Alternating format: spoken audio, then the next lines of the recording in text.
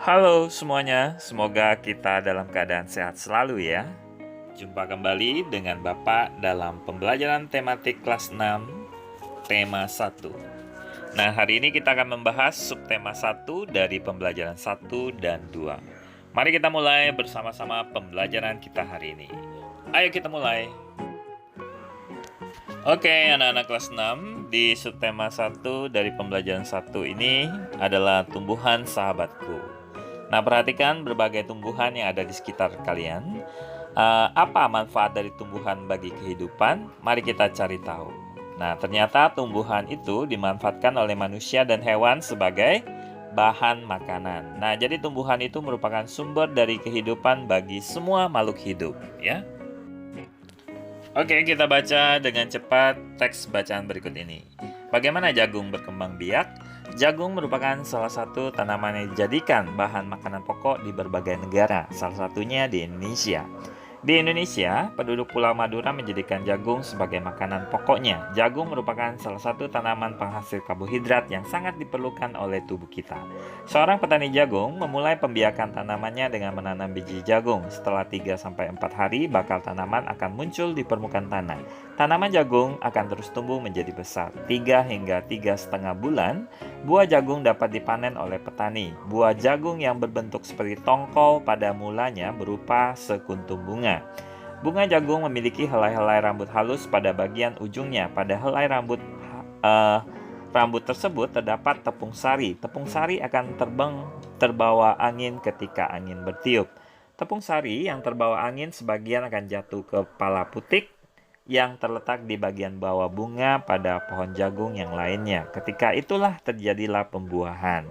Nah, setelah terjadi pembuahan, buah jagung tersebut terus berkembang hingga menjadi buah jagung.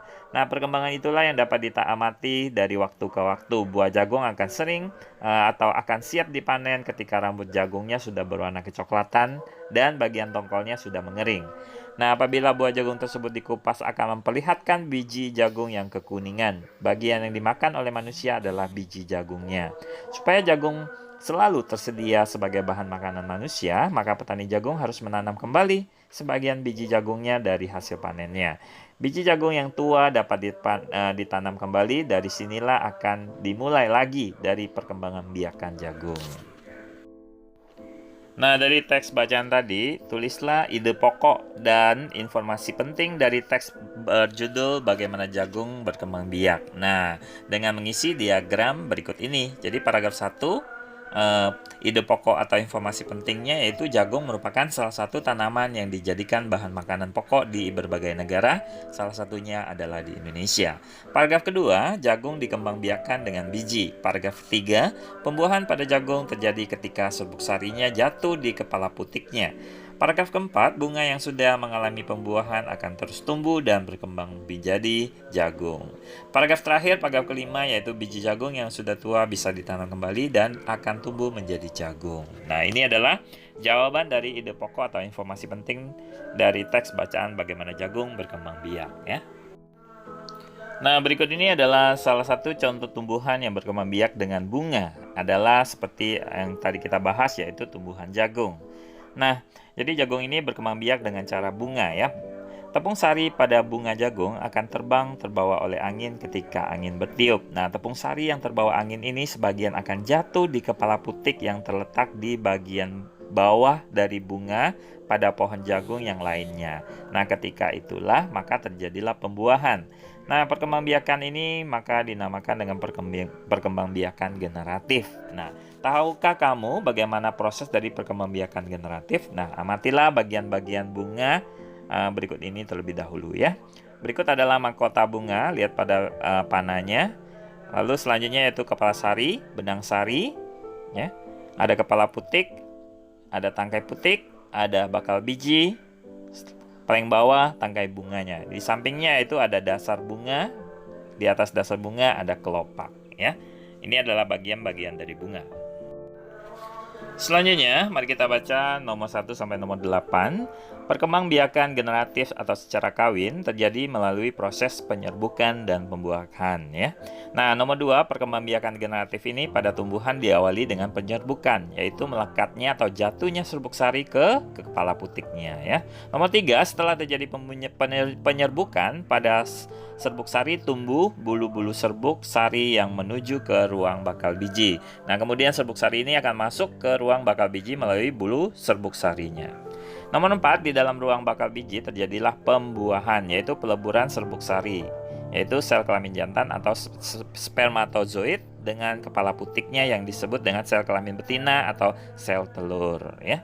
Nomor 5, hasil dari pembuahan ini disebut dengan nama zigot ya. Nomor 6, zigot berkembang menjadi lembaga, lembaga berkembang menjadi bakal biji, lalu bakal biji berkembang menjadi biji dan bakal buah. Nah, kemudian bakal buah ini akan berkembanglah menjadi daging buah ya.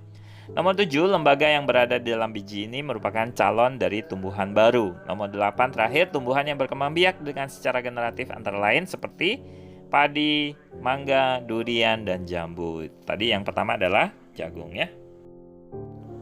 Selanjutnya, mari kita lihat bunga yang cantik, dua bunga yang cantik berikut ini. Nah, bunga yang indah bukanlah hanya tumbuhan yang ada di Indonesia. Negara lain seperti negara tetangga kita pun memiliki bunga yang cantik karena kondisi geografisnya hampir sama dengan negara Indonesia. Nah, bunga yang tumbuh tidak jauh berbeda jenisnya ya. Perhatikan jenis-jenis bunga yang tumbuh di negara-negara tetangga kita. Nah, bunga kembang sepatu yang berwarna merah tumbuh di negara Indonesia dan Malaysia. Bunga ini dapat digunakan sebagai pewarna ya, makanan.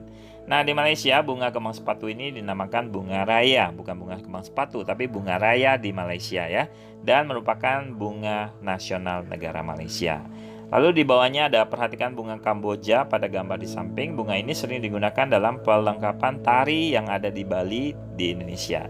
Nah, dor campa atau bunga Kamboja ini dapat ditemukan juga di Laos ya. Negara tersebut bunga ini digunakan sebagai dekorasi dari upacara keagamaan dan penyambutan tamu ya.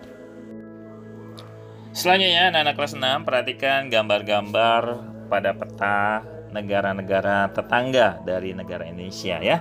Seperti negara Malaysia, Laos, dan Indonesia hidup berdampingan. Nah, meskipun berbeda negara, namun ketiganya ini memiliki persamaan dalam kehidupan sosial dan budayanya. Nah, masih banyak negara-negara lainnya yang memiliki kesamaan dengan negara kita. Oleh sebab itu, mereka menggabungkan dirinya dalam suatu organisasi yang bernama dengan ASEAN. Nah, apa itu ASEAN? ASEAN adalah persatuan negara-negara se-Asia Tenggara. Nah, berikut ini adalah 10 negara ASEAN ya. Yang pertama ada Myanmar, Thailand, Kamboja, Singapura, Indonesia, Laos, Vietnam, Malaysia, Filipina, dan terakhir adalah Brunei Darussalam. Nah, ini adalah 10 negara ASEAN ya, yang terdapat di kawasan Asia Tenggara.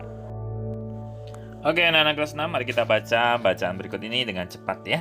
ASEAN menjawab kebutuhan hidup bertetangga. Kamu pasti pernah merasakan nyamannya hidup bertetangga.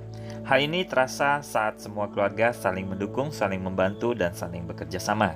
Nah, kenyamanan dalam bertetangga perlu diwujudkan karena tiap-tiap keluarga memiliki kepentingan yang sama. Hal itu juga mendasari terbentuknya dari ASEAN. ASEAN adalah sebuah organisasi internasional yang beranggotakan negara-negara yang ada di kawasan Asia Tenggara. Nah, negara-negara ini bersatu karena adanya persamaan letak geografis dan kemiripan dari budayanya. Nah, kepentingan yang sama maka dalam memajukan pertumbuhan ekonomi, sosial budaya, serta menjaga dari keamanan kawasan yang ada di negara-negara mereka, maka terbentuklah negara ASEAN. Nah, pada tahun 1967, ASEAN berdiri atas dasar dari Deklarasi Bangkok. Nah, saat itu tokoh-tokoh dari 5 negara yang terlibat ini berdiskusi menjadi pencetus atau pendiri dari negara ASEAN ini ya. Nah, jadi 5 negara yang menjadi anggota ASEAN pertama seperti dari Indonesia, yaitu diwakili oleh Adam Malik dari Malaysia, yaitu Tun Abdul Razak, Thanat Khoman dari Thailand, S. Rajaratnam dari Singapura, dan Narciso Ramos dari Filipina. Jadi 5 negara pendiri ini yaitu Indonesia, Malaysia, Thailand, Singapura, Filipina ya, tergabung pada tergabung ya atau bergabung pada tanggal 8 Agustus 1967. Lalu selanjutnya Brunei Darussalam bergabung pada tanggal 7 Januari 1984. Vietnam bergabung pada tanggal 28 Juli 1995, Laos dan Myanmar bergabung pada tanggal 23 Juli 1997, terakhir Kamboja bergabung pada tanggal 30 April 1999. Nah, jadi ASEAN ini memberikan manfaat bagi semua anggotanya ya, terutama di bidang ekonomi, sosial budaya, serta politik ya. Nah, anak-anak kelas 6, berikut ini adalah kehidupan sosial budaya dari masyarakat ASEAN ya. Yang pertama kita bahas negara Brunei Darussalam. Lihat pada gambar, Kampung Anyer adalah desa terapung yang ada di Brunei Darussalam. Pada tahun 1400, Kampung Anyer ini sempat menjadi pusat pemerintahannya. Jadi saat ini banyak penduduk yang memiliki perahu pribadi dan simpan di bawah rumah apung mereka. Jadi budaya Brunei ini banyak dipengaruhi oleh ajaran Islam. Mayoritas dari penduduknya adalah orang Melayu. Kata Brunei berasal dari kata nah baru ya, yang diucapkan oleh Awang ala Betatar, penemu negara ini ya, yaitu kata Darussalam berarti tempat yang damai atau rumah keamanan. Nah, dalam percakapan menunjukkan dengan jari ditelunjuk dianggap sebagai bahasa percakapan yang kasar ya. Nah, secara tradisional orang Brunei tidak berjabat tangan dengan lawan jenis. Melepaskan sepatu adalah kebiasaan umum dari orang Brunei sebelum memasuki rumah orang lain. Nah, ini Brunei Darussalam. Selanjutnya yaitu Malaysia. Patung Dewa Marungga yang di Malaysia ini merupakan patung yang berukuran 42,7 meter. Nah, patung ini terletak di Batu Cave ya. Pernah pergi ke sana belum? Jadi gua yang merupakan salah satu kuil dari agama Hindu ya yang sangat populer, yaitu didedikasikan untuk memuja Dewa Marungga ya. Nah, Malaysia memiliki kota yang bernama Georgetown, yaitu kota yang terdaftar dalam UNESCO World Heritage ya. Nah, kota ini terletak di Pulau Penang. Georgetown ini adalah kota yang memiliki ragam jenis budayanya, banyak gedung peninggalan masa Eropa dan bangunan yang bernuansa Melayu Tionghoa ya. 3 agama utama yang ada di Malaysia seperti Melayu, Cina, dan India. Lalu musik tradisionalnya banyak dipengaruhi oleh budaya Cina, Islam, India, dan Indonesia. Lalu makanan khas dari negara Malaysia yaitu nasi lemak. Selanjutnya negara Filipina. Budaya Filipina merupakan hasil perpaduan antara budaya barat dan timur ya. Nah, kehidupan budayanya dipengaruhi oleh budaya Melayu, Cina, dan Spanyol. Bahasa Filipina yaitu bahasa nasional dengan bahasa Inggris sebagai bahasa pengantarnya dalam urusan perdagangan dan pergaulan di sana. Ada 8 dialek utama yang digunakan oleh masyarakat Filipina seperti Tagalog, Cebuano, dan lain-lain ya. Nah, po dan opo adalah sebutan orang Filipina yang terhadap dari orang yang lebih tuanya. Mereka memanggilnya dengan menggunakan kata-kata seperti kuya, ate, ya, manong atau manang yang menunjukkan rasa dari penghormatan. Jabat tangan adalah sebentuk dari salam yang paling sering kita jumpai di Filipina. Tarian tinikling ya merupakan tarian masyarakat Filipina. Tari ini menceritakan tentang burung tinikling yang berjalan melompat menghindari dari perangkap bambu dari petani padinya. Ya, lihat pada gambar. Selanjutnya yaitu Kamboja. Banyak candi yang terdapat di Kamboja terbuat dari batu-batu seperti dewa-dewa dari agama Hindu atau agama Buddha yang terukir pada temboknya. Tari Apsara lahir pada tahun 2000 tahun yang lalu. Relief tarian banyak ditemukan di bangunan-bangunan keagamaan yang ada di Kamboja. Orang Khmer ya menggunakan syal kotak-kotak yang disebut dengan krama. Pria dan wanita Khmer ya menggunakan bandul Buddha pada kalungnya. Tujuannya adalah untuk menjaga dari roh jahat atau yang bisa membawa keberuntungan bagi mereka. Makanan yang terkenal di Kamboja seperti caha ya yang berarti tumisan. Oke, selanjutnya kita ke 3 negara selanjutnya ya. Myanmar. Myanmar disebut sebagai negara 1000 pagoda. Hal ini disebabkan karena sangat mudah menemukan kuil-kuil suci Buddha yang ada di negara tersebut. Mayoritas penduduk Myanmar adalah keturunan Tibet, bahasa yang digunakan adalah bahasa Burma. Pakaian tradisional dari Myanmar disebut dengan Long Yi, mirip sarung yang ada di Indonesia. Namun kain ini membelit bagian tubuh mereka, mulai dari perut hingga betis. Long Yi yang bahan kain katun ini bukan saja dikenakan oleh pria dewasa, namun juga oleh anak-anak dan wanita. Selanjutnya negara Vietnam, ya. Permainan menangkap jangkrik dengan mata tertutup adalah permainan tradisional pada anak-anak yang ada di negara Vietnam. Nah, anak yang berada di tengah lingkaran matanya ditutup oleh kain menangkap salah satu temannya dan menebak namanya. Vietnam terkenal dengan baju khasnya yang disebut dengan Áo Dai, ya. Topi caping pun banyak ditemui di sana. Orang Vietnam gemar duduk di dingklik, ya, yaitu kursi yang sangat pendek bukan hanya untuk makan tapi bahkan untuk Buddha, ya. Selanjutnya negara Laos. Nama negara Laos berhubungan dengan penemunya yaitu Ai Lao. Orang Laos terkenal kesabaran dan kesederhanaannya. Hal ini terkait dengan ajaran agama Buddha yang banyak dianut oleh masyarakatnya. Olahraga tradisional di Laos adalah katau, seperti olahraga bola voli namun menggunakan kaki untuk menangkap dan memukul bolanya. Bola yang terbuat dari anyaman bambu. Nah, tahun baru Laos disebut dengan Bun Pi Mai. Semua penduduk membersihkan rumah, mengenakan pakaian baru, dan mencuci patung-patung Buddha. Makanan utama dari bangsa Laos seperti nasi dan beras ketan yang dimakan dengan tangan langsung. Orang Laos menyebut dirinya Luk Khao Niao, yang artinya anak turun nasi ketan. Nah, upacara sakral pemberian sedekah atau yang dikenal dengan saibat merupakan upacara yang ada di negara Laos. Para biku atau biksu membawa bako kecil mengitari sebagian kecil kota untuk menerima sedekah dari penduduk setempat yang mayoritas yang beragama Buddha. Nah, ini negara Laos. Berikut ini dua negara terakhir yaitu Singapura dan Thailand. Singapura, kalian pasti mungkin sering ke sana, ya. Singapura memiliki lambang negara yaitu Merlion. Merlion adalah patung berkepala singa dan berbadan ikan. Nah, menurut mitos Singapura ini dahulunya adalah kampung ikan. Kampung ini bernama Temasek yang berasal dari bahasa Jawa yang artinya lautan. Nah, Singapura berasal dari kata Sanskerta yang berarti kota singa. Penduduk Singapura berasal dari Cina, Melayu, India, dan Eropa. Kaum Baba adalah sebutan bagi keturunan Cina Melayu. Singapura memiliki 4 bahasa resmi yaitu Melayu, Mandarin, Inggris, dan Tamil. Masyarakat Singapura memiliki budaya jalan kaki. Sekitar 80% masyarakatnya memilih untuk berjalan kemana-mana. Hal ini disebabkan harga kendaraan atau mobil itu bahan bakarnya sangat mahal. Nah, kepiting cabai adalah makanan yang sangat digemari oleh masyarakat Singapura. Nah, terakhir adalah Thailand. Thailand adalah negara satu-satunya di kawasan ASEAN yang tidak pernah dijajah oleh bangsa Eropa. Thailand dalam bahasa Thai adalah Pratet Thai yang artinya tanah kebebasan. Sejak tahun 1800-an, Thailand berubah nama antara lain Siam dari bahasa Sanskerta yang artinya gelap atau coklat dan terakhir bernama Thailand, ya.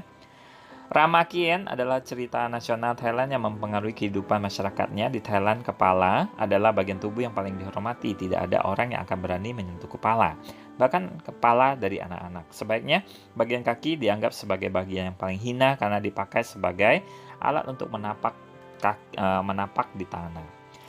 Oleh sebab itu, kaki tidak boleh dihadapkan ke patung suci atau orang lain. Nah, Indonesia dan Thailand memiliki tradisi minum teh. Di beberapa daerah Indonesia, kebiasaan minum teh ini dilakukan secara turun-temurun, ya. Nah, salah satunya adalah teh yang diseduh dengan poci. Oleh sebab itu, teh tersebut dinamakan dengan teh poci. Di Thailand, teh disajikan dengan susu dan rempah-rempah. Teh tersebut dinamakan Thai tea atau Thai iced tea yang disajikan dalam keadaan dingin. Nah, jadi kondisi geografis Asia Tenggara. Jadi letak geografis Asia Tenggara ini berada di 3 perairan, yaitu Samudra Hindia dan Teluk Benggala di bagian baratnya, Laut Cina Selatan di bagian utara, dan Samudra Pasifik di bagian timur. Nah, wilayah Asia Tenggara dibagi menjadi 2 daratan, yaitu daratan berbentuk semenanjung, yaitu seperti negara Myanmar, Thailand, Laos, Kamboja, Vietnam, dan wilayah Malaysia bagian barat. Sedangkan dataran berbentuk gugusan kepulauan ini terdiri atas negara Filipina, Indonesia, Malaysia bagian timur, Singapura, dan Brunei Darussalam. Nah, berikut ini adalah perbedaan dan kesamaan dari negara Indonesia dan Malaysia ya. Yang tengah-tengah itu kesamaannya ya. Yang samping, kiri, dan kanan itu perbedaannya. Indonesia dengan Malaysia perbedaannya itu Indonesia mengadopsi 3 bunga sebagai bunga nasional, yaitu melati, anggrek bulan, dan Rafflesia arnoldi. Lalu terdapat lebih dari 300 kelompok etnik atau suku bangsa yang ada di Indonesia. Lalu ada Yogyakarta dan Bali yang diidentik sebagai kota budaya dan kota pariwisata. Sedangkan di Malaysia, bunga raya ditetapkan sebagai bunga nasional. Ya, tiga kaum utama atau suku yang ada di Malaysia itu suku Melayu, Cina, dan India. Lalu memiliki Georgetown, kota dengan beragam jenis budaya.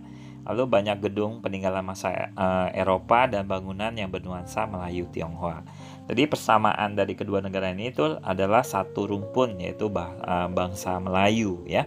Lalu kesamaan yang berikutnya memiliki akar budaya yang sama. Lalu bahasa Melayu sebagai bahasa resmi di kedua negara tersebut. Nah, selanjutnya kita masuk ke pembelajaran 2. Tahukah kamu bahwa ada beberapa jenis tumbuhan yang dapat diolah menjadi makanan dan obat? Nah, ayo kita cari tumbuhan apakah tersebut yang bisa dijadikan makanan dan obat. Nah, kelas 6 berikut ini adalah nilai-nilai yang terkandung dalam sila ketuhanan Yang Maha Esa atau sila pertama. Seperti contoh, takwa terhadap Tuhan Yang Maha Esa, toleransi atau menghormati kepada agama atau kepercayaan orang lain, rukun terhadap berbagai agama yang ada di negara tersebut ya. Nah, nilai-nilai yang terkandung dalam sila kemanusiaan yang adil dan beradab atau sila kedua seperti contohnya yaitu persamaan derajat. Lalu yang kedua, menghargai hak asasi orang lain ya. Yang ketiga, solidaritas antar sesama manusia. Yang terakhir adalah perdamaian damai. Oke, anak-anak, lihat pada gambar perilaku yang sesuai dengan sila ke-1 seperti gambar pertama ya, takwa kepada Tuhan Yang Maha Esa. Gambar kedua, toleransi kepada agama atau kepercayaan orang lain ya. Agama Buddha dengan agama Islam. Yang ketiga adalah rukun antar umat beragama ya, sesuai dengan agama masing-masing, rukun ya. Yang nomor 4 ya, yaitu perilaku yang sesuai dengan sila kedua kemanusiaan yang adil dan beradab, yaitu menjenguk teman yang sakit. Yang selanjutnya gambar 5, menghargai pendapat orang lain ya. Gambar 6, membantu teman yang terkena musibah. Nomor 7, memberikan kesempatan kepada orang lain untuk mengungkapkan pendapat. Gambar 8, menghormati orang tua ya. Jadi yang termasuk perilaku yang sesuai sila kedua yaitu nomor berapa? Yaitu nomor 4 ya, nomor 6. Yang terakhir adalah nomor 8 ya. Sedangkan nomor 5, menghargai pendapat orang lain dan memberikan kesempatan kepada orang lain untuk mengungkapkan pendapat, itu sesuai dengan perilaku sila keempat. Oke, mari kita bahas contoh soal berikut ini. Berikan 3 contoh perilaku atau sikap lain dalam kehidupan sehari-hari yang sesuai dengan sila ke-1 Pancasila ya. Yang pertama yaitu tidak mengganggu teman yang berbeda agama menjalankan ibadah, mau berteman dengan teman yang berbeda agama, dan merawat tanaman ya. Itu contoh sila pertama. Berikan 3 contoh perilaku atau sila yang sesuai dengan sila kedua, seperti menumbuhkan sikap tenggang rasa, menghormati orang yang lebih tua, menjenguk teman yang sakit ya. Ini sila kedua contohnya. Nah, demikian pembelajaran kita pada hari ini. Bapak mengucapkan terima kasih atas perhatian dan konsentrasi kalian dalam pembelajaran kita. Jangan lupa subscribe channel Bapak ya. Terima kasih semuanya.